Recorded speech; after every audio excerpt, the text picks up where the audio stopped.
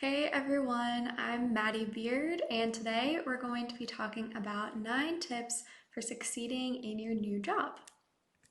Before we dive in, I want to quickly introduce myself. As I said, I'm Maddie, and I am a creative resident at Adobe this year. So I'm a strategic designer focusing on UI/UX design in the wellness space, and this year I'm specifically focusing on mindful design. So I like to share what I'm learning on Instagram as well as YouTube. Okay, so now that that's out of the way, let's get into these 9 tips. So basically in this session, we're going to be walking through 9 things you can do from day 1 in order to set yourself up for a successful and fulfilling career, both in this job and beyond. So these things will help you gain confidence faster, earn more exciting opportunities, and enjoy your job with much less stress. So especially if this is your first job, I really think these things are going to help you not feel so overwhelmed and instead feel more empowered. Okay, so my very first tip is to leave your ego behind. So you're going to mess up when you first start several times. There's literally no way around it. When I first started at my first job, I was terrified of making mistakes. And so I was kind of hesitant to do anything at all. But I quickly made my first mistake and realized that it was not the end of the world. So I encourage you to have the confidence of this little puppy and just expect to mess up and learn from your mistakes early. And when you do mess up, make sure to take responsibility.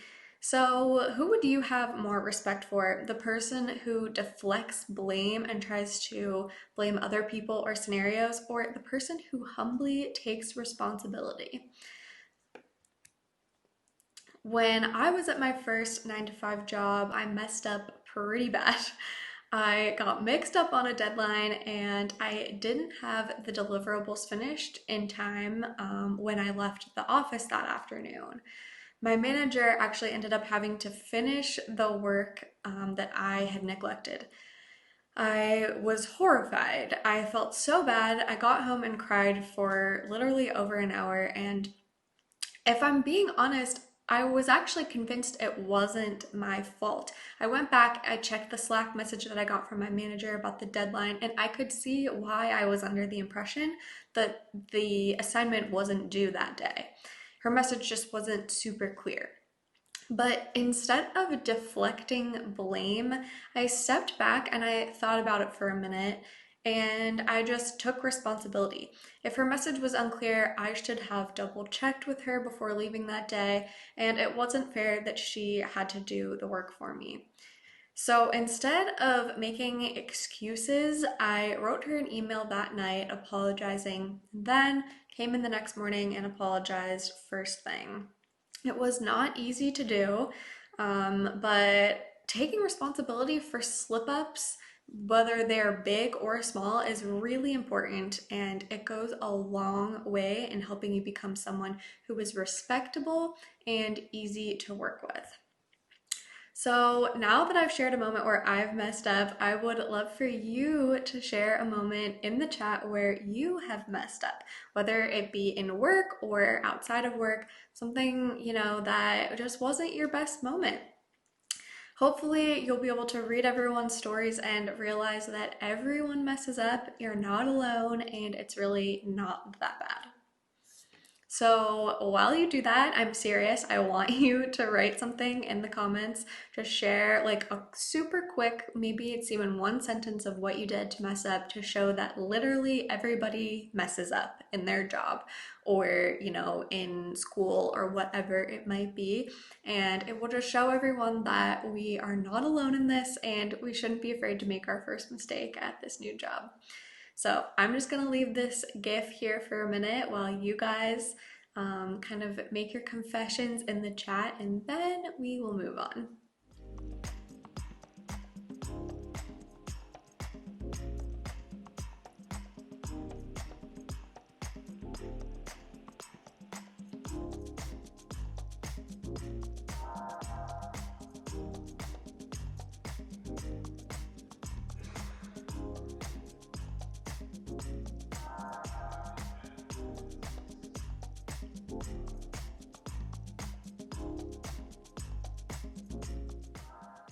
Okay, thank you so much to everyone who shared. I know that was kind of a silly exercise, but I just kind of wanted to illustrate this point so that we all feel a little bit less alone.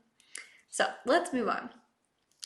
Another part of kind of leaving your ego at the door is getting feedback. So, as a new hire, people are going to value your fresh ideas and your fresh eyes, but you also have to be willing to learn. You certainly have a lot to learn if it's your first few weeks on the job. So ask for feedback early and often in the beginning, and try to be truly open to people's opinions and what they have to say if they're critiquing your work or if they're just sharing with you their ideas. Try to stay really open, especially in the beginning. Whether it be about the work you're doing, generally about your performance as an employee, hear out your teammates and managers and soak up their feedback as much as you possibly can. All right, number 2 is get organized. So for me personally, I love organization, so this is one of my favorite sections, but if you don't love organization, you really should find something that works for you and that you do love. So figure out how you're going to keep track of your tasks.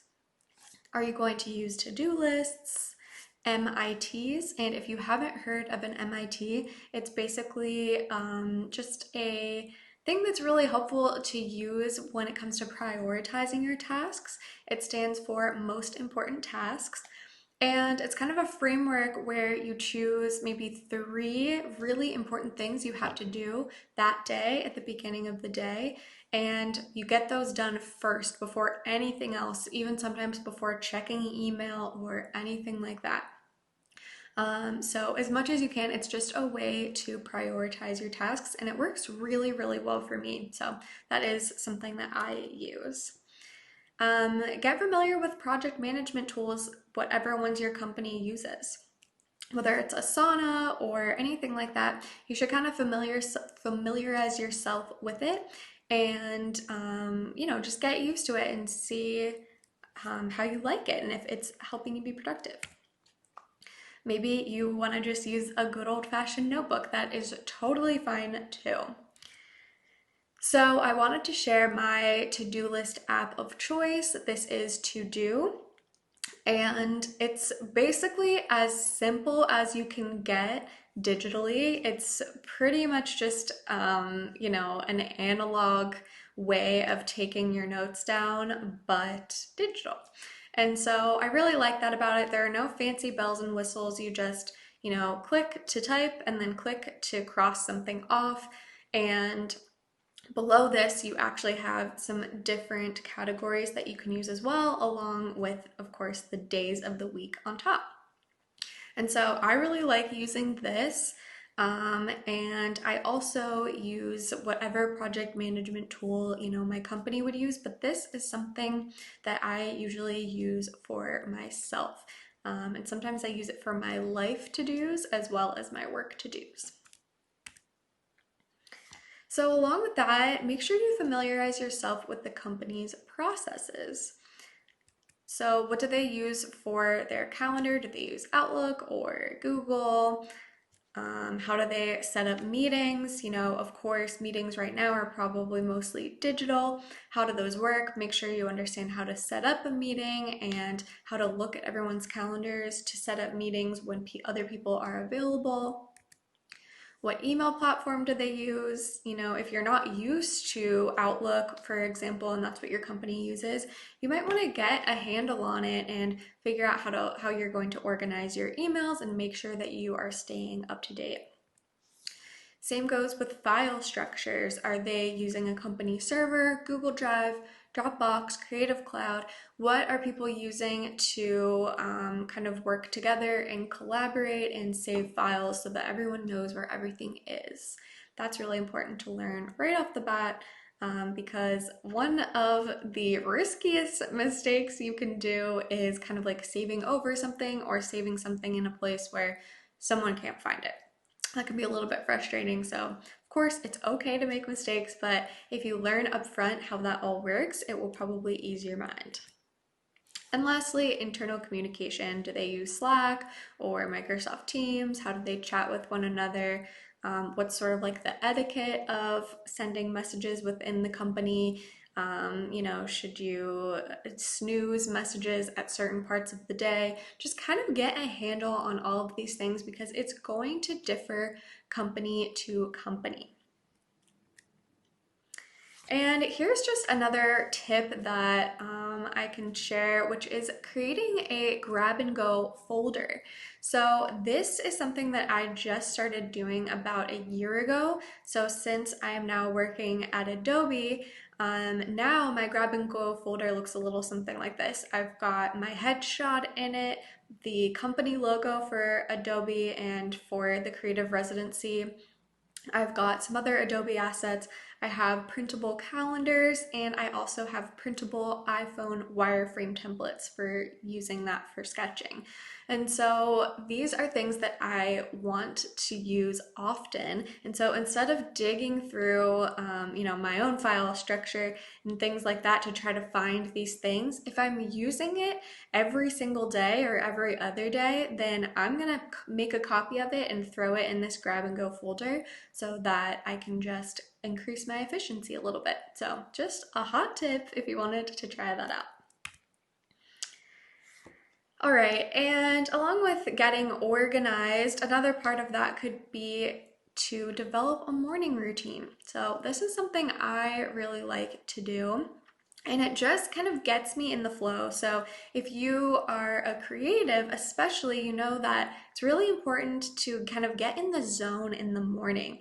It just helps you be more productive and helps you feel a little bit more grounded in the morning and just get your day going. And a morning routine really helps with that. So just for fun, we'll go through my morning routine. Usually I will grab a cup of tea, sit down at my computer, open up my to-do list on to-do, check my calendar, check my emails, then check Slack. This is all happening really quickly. I'm not necessarily responding to every single email or Slack, but I'm just kind of getting a handle on what do I have on my calendar, what emails do I need to make sure I'm aware of, did anyone message me on Slack, you know, over the last few hours, things like that. And then I try whenever I can to get in an hour or two of uninterrupted deep work. And so again, I really like doing this morning routine because it helps me get some of these things out of the way so that I can focus on deep work. And personally, I am the most productive in the morning. If you're someone who is most productive in the afternoon, maybe your routine is going to look a little bit different, and that is totally fine. But it's really important to kind of learn how you work and create routines that help you be more productive. All right, number 3 is get clear. So, how does the company function and where do you fall into that process? So this is something that I struggled with at first when I was first working at a tech company because I didn't understand how tech companies worked. I was on the design team as a junior designer and I just didn't quite understand where the work came from, you know, how I was supposed to get it done and then who was going to get it after me. And I just didn't have a handle on the whole process of the company as a whole. And so that's why I added this in here because I think it would be a great idea for you to figure those things out ahead of time, ask a lot of questions and get clear on that. So you should be getting clear on these things in the first couple weeks. It's something that you'll learn over time, but don't be afraid to ask questions when they come up so that you can understand better. So maybe some good questions to ask are, what are the different teams within the company? How does a project move through the different teams? Which teams will you be working with? How does work get done on your specific team? What are everyone's responsibilities? So those things are things you could ask your manager or even your coworker to just get a little bit more clear on that, which will really help you have a better understanding of what's expected of you. So when someone asks you to do something, ask them to help you understand their requirements and the desired end result. So this is just another way of getting clear that I think is really important. So, what I used to do when I first started, just sort of in the working world, is someone would ask me to do something, and I would say something like, "Yep, no problem, I'll have it done as soon as possible," without thinking about what questions I had, what things I wasn't really prepared for or I wasn't briefed on. And I just didn't ask any questions. I just said, "Yep, no worries, I got this." And once I tried to start doing that task, I had no idea what I was doing. And I kind of had to waste time by going back and being like, wait, okay, back up. I have this question, I have this question. Where can I find this? Who is this even for? What's the goal of this? What's the purpose? How long do I have to do this? All of these questions that I should have asked up front. So as you can see by this graphic, there's definitely a balance. You don't want to ask 600 questions before you even get started, questions that could, maybe be solved on your own. But you do want to understand what you're being asked to do. And so, yeah, that way you can be the most efficient and get it done to the best of your ability. So, going along with that, before you do ask a question, I would recommend figuring out, okay, can I Google this or can I figure this out by myself? Because yes, asking questions is great, especially when you're brand new, but you're really going to stand out and make yourself look a little bit more indispensable, if that's the word, and independent and efficient if you can figure some things out on your own. So if you can't figure it out on your own, ask someone. I would recommend asking a coworker first, and then if they don't know, then moving on to ask your manager or higher up. Okay, number 4 is follow through. So I wrote this really big because I want to stress how important this is. If you get one thing and one thing only out of this presentation, I want it to be this. Do what you say you're going to do. Under promise and over deliver. I know we've heard this a lot, but it really is important, and people who do this consistently are a lot more rare than you think. So, this will help you get more responsibilities within the company and will help you be seen as reliable and consistent, which is really, really valuable in your entire career. No matter what you're doing, what your role is, if you do what you're going to say, do what you say you're going to do, if you follow through on your commitments, then you're going to stand out and you're going to be the go-to person, which is really, really valuable. So that's really all I had to say on that. Just a really big tip, but it's pretty self-explanatory. So next is following up. So one instance where you might follow up is when you're waiting on something from someone else. So there are going to be times when people you're working with drop the ball, they forget something, or they're just a little bit late on something to maybe no fault of their own, they're just really busy. But you should make it part of your job to kindly follow up with them when this happens. So if you're doing a project, you never want to just be waiting and waiting and waiting for that person to get you maybe the assets that you need, and be late on the project just because they have dropped the ball. It is your job to continue to follow up and get it done, even if you need things from other people. So maybe this is your coworkers, even your managers, and sometimes the client. Another time that it's important to follow up is when you finished a task that you were asked to do. So not for really small tasks, but if someone asks you to do something, instead of just doing it and moving on, it's sometimes important to tell them you've done it so they can effectively check it off their list, and move on. People who follow up consistently are seen as efficient and reliable. And it's just a really good habit to get into for your own productivity as well. Number 6 is to take charge. You should try to take charge in meetings. So anytime you're meeting with your manager or a team or even a client where your goal is to gather information, then it's important to show up prepared, not expecting them to lead the meeting, but you are going to be leading the meeting. So you can come prepared with an agenda, a goal for the meeting, questions that you might have, or even things to show, like if you want to show something to get critiqued.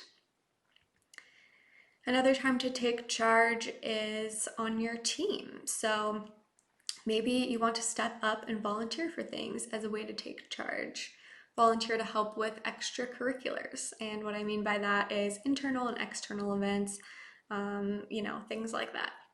So for me personally, at my first job, I remember volunteering to help my design team's book club and library that we made. We built a shelf, added books, organized the meetings, and led them with questions and discussion topics. This really helped me meet people and show people that I'm someone with leadership potential, even in just that really small way. You could volunteer to help out with projects that could use a helping hand. So I really think that you'll learn faster by getting involved in things early on. So if a project comes along and you're even slightly interested in it and someone needs to be put on that project, you could volunteer. And lastly, giving your feedback when asked. Depending on the size of your company, you may be asked to give feedback on the whole onboarding experience. So try to say something constructive. Don't be afraid to offend them. I know you're brand new, but that's just one way that you can let your team know that you're thoughtful and willing to share feedback. Number 7 is get to know people. I really like to seek out just like at least one friend anytime I get a new job. So have one person that you can count on, and it'll just help you feel less alone when you're settling in. They can be your go-to person for questions and struggles right from the beginning. In my experience, people get so much joy and fulfillment out of helping other people, especially the new person. So don't be afraid to lean on coworkers and ask them for help, especially in the beginning. Chances are someone will be actually really excited to be your support system. And get to know higher ups as well. As you get more comfortable, get to know the people who are higher up in your company, especially people who you are inspired by or that you admire. And the more you build relationships with the people you look up to, the more people you'll have to actually support you down the line, maybe vouching for you when it comes to promotions or raises, or even professional opportunities outside of the current company. Remember, they're just humans like you, so even though you might be intimidated, just be polite and treat them normally. You do not have to be intimidated by people higher up than you. Offer to take them to coffee, maybe virtually at a time like this, and have some questions prepared that you can ask them. You could ask about their current role, how they got to where they are, their background or education, what they've learned so far at the company, what they wish they would have known when they first started, or any advice they have for someone in your position. All right, and number 8 is setting boundaries. So to avoid burnout and stress, overwhelm, creativity slumps, and honestly just avoid hating your job in general, you really do have to prioritize taking care of yourself. I'm sure you've all heard about self-care, certain practices like getting off your phone for the weekend, taking a bath, taking a walk, reading a book. But have you ever considered the role that self-care could play in your professional life? It is so important to set boundaries in your job, but it can be really, really difficult. So here are some things that might be helpful. Get a handle on your schedule and prioritize your time. So block off time for deep work, maybe where you have no meetings, no emails, no Slack. Especially if you have a creative job, it's so important to give yourself time to get in the zone. So you can really only figure out what time that's going to be for you once you've gotten a handle on your schedule. In the very beginning of your career, you may feel like saying no to certain things just aren't an option. And in some cases, you might be right, and that might be very true. But when it comes to things that really are optional, try to be cognizant of your mental, emotional well being. Just one example, maybe you've had a really busy few weeks. You've had just tons of deadlines, projects, meetings, presentations, things that required a lot of your outward energy. And then you sit down the next day and you have a meeting invite from a coworker for like a 3 hour ideation session with them. So maybe you're thinking to yourself, that is the last thing that I want to do, and I don't think that's going to help me be productive. I think I need to ideate by myself and then meet up with this person and talk through our ideas. That is a boundary that you can set. You can, just because you've gotten an email or a calendar invitation from this person, doesn't mean you can't reach out and say, hey, maybe we could do it this way instead. Like, I'm totally swamped and I just need some time to myself, and I feel like I'm going to be more productive if I think about this alone before we meet up. That's completely fine, and you have to kind of realize that you need those types of things. So always be checking in with yourself so that you know how to set those boundaries. And if you are someone who struggles to even know what you need, why you're feeling burnt out, or how to put yourself first, it might be helpful to sit down and think about your core values. Your core values are things that are important to you in order to feel fulfilled in your life. If you never step back and think about them, it's really, really easy to fall into a slump, both in your life and your career. So, what are some examples of core values?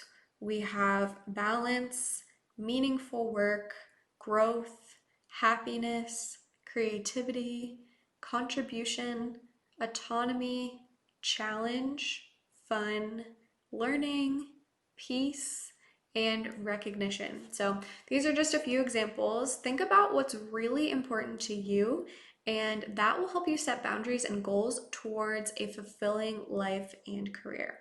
So just pause right now for 1 second, read through these things, and see if anything really kind of stuck out to you. Things might stick out if there's something that's important to you that's missing from your life currently, or something might stick out because you have it in your life currently and you value it so much, you just love it so much, and you wouldn't want to give that up. It could be something completely different from these, or these might spark something within you. So I would encourage you to sit down and think about these things.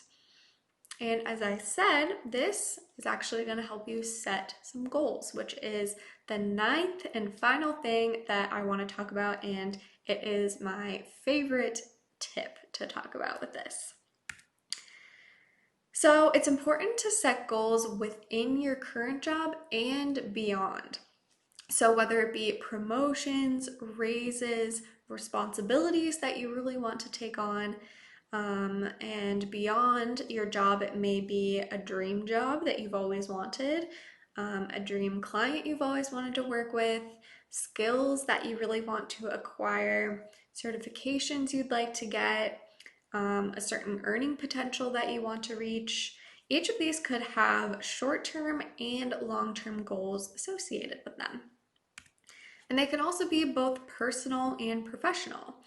So maybe you want to reach a certain position, gain certain accomplishments, work on certain types of projects, travel to certain places, gain certain skills, further your education.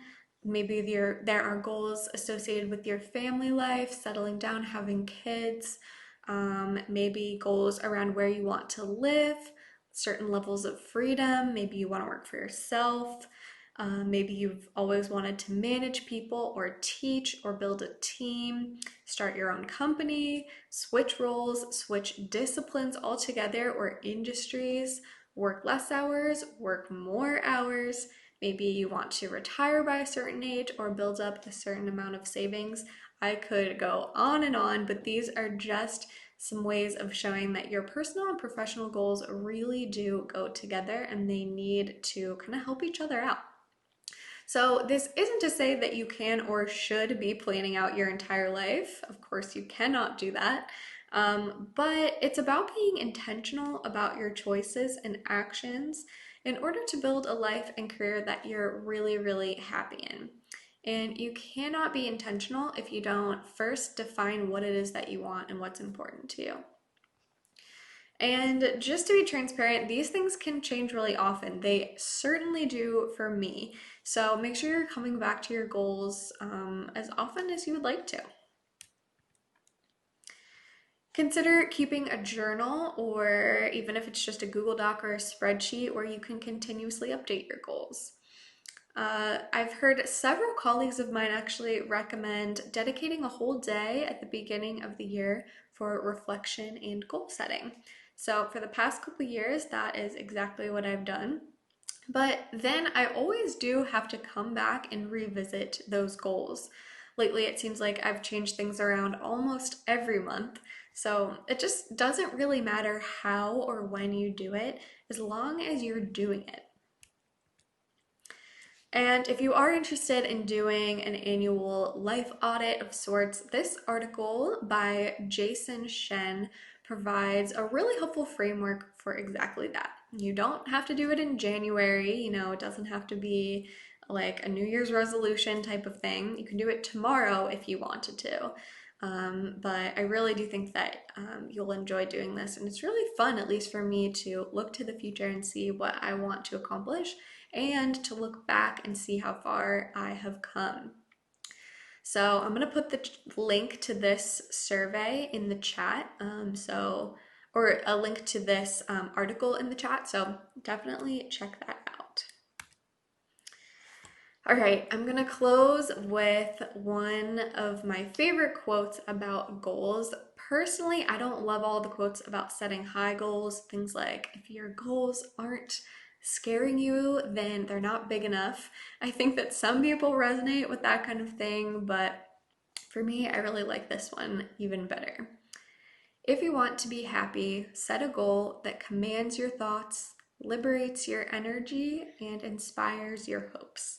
And this is by Andrew Carnegie. As humans, I feel like we can be happy with very little. We don't have to go after something crazy if that's not what we feel called to do. We can lead extremely fulfilling lives without setting impossible goals and killing ourselves trying to achieve them.